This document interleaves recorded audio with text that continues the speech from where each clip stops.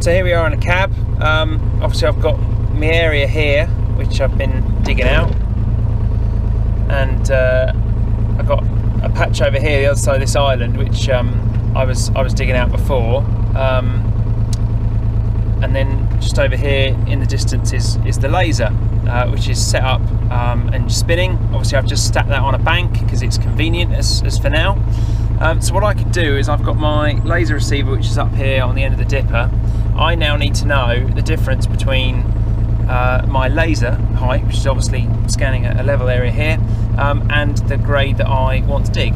So all I've got to do is put the bucket on the point of which I know the ground is good,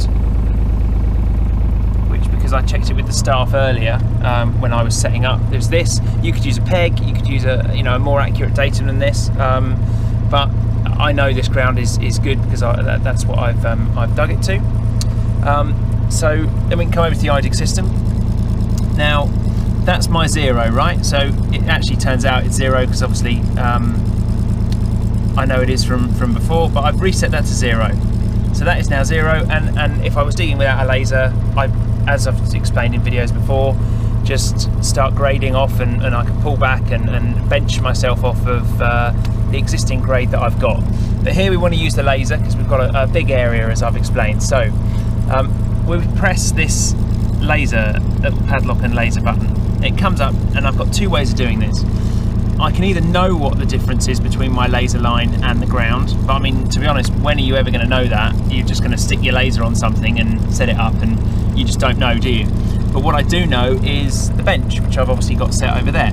So I say to the laser, using the little pencil, that this is my 0, as we know.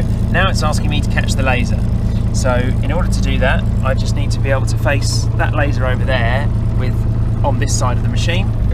So we lifted her up, a little bit more revs.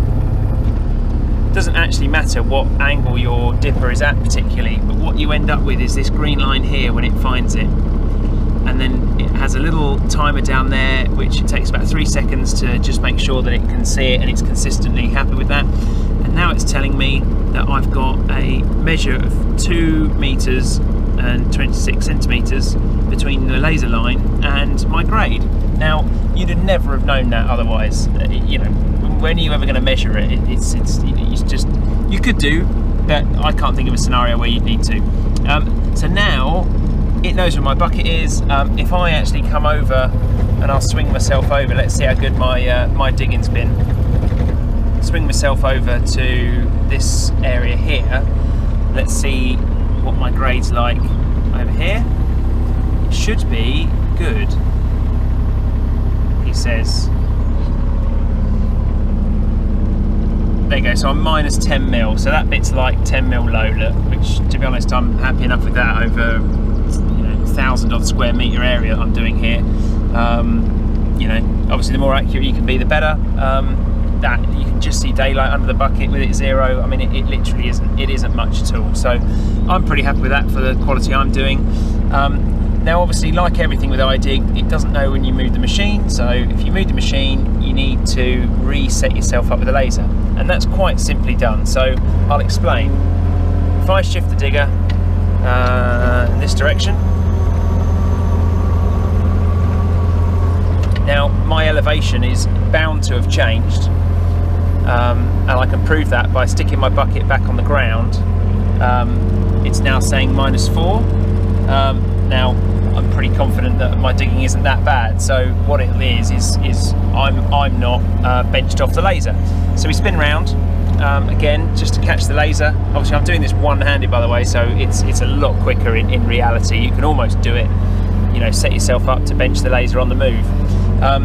You then need to press this little button down here, which is to get another laser catch. It brings up that screen again, and you literally just lower your boom.